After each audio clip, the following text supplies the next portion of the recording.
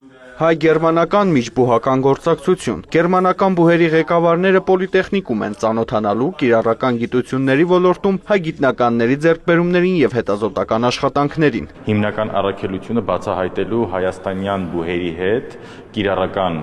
հետազոտություններ իրականացնող ինժեներական ուղղվածություն ունեցող բուհերի հետ համագործակցության հնարավորությունները, պոտենցիալները, որը այսպես ասած շարունակությունն էր դեռևս 2 տարի առաջ նաեւ մեր փոխադարձ այցի Գերմանիա։ Հայ եւ օտարերկրացի մասնագետները համեմատում են երկու երկրների գիտական պահանջները։ Գերմանացիները հետաքրքրված են պոլիտեխնիկի, մետալուրգիական, միկրոէլեկտրոնիկայի եւ այլընտրանքային էներգետիկայի ոլորտներում գիտահետազոտական աշխատանքներով։ Պատրաստակամություն են մեզ հետ աշխատելու, մեր փորձը վերցնելու, քանի որ իրենց խոսքում էլ նշեցին, որ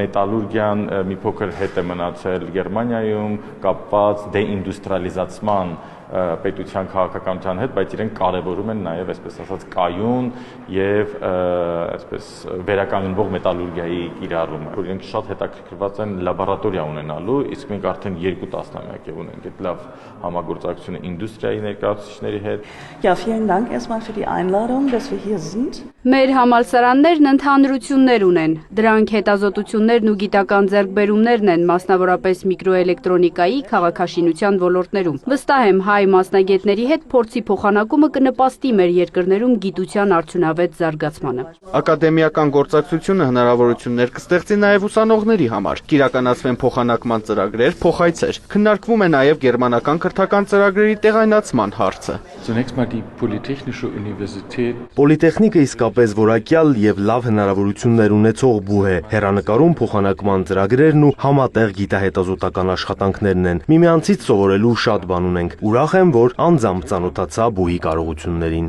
Գերմանացի մասնագետները վստահ են, հայ գործընկերների հետ հանդիպումները կնպաստեն Հարավկովկասյան տարածաշրջանում գիտական նոր նախաձեռնությունների իրականացմանը։ Արամ Մարանդյան, Սեյրան Անտոնյան, լուրեր։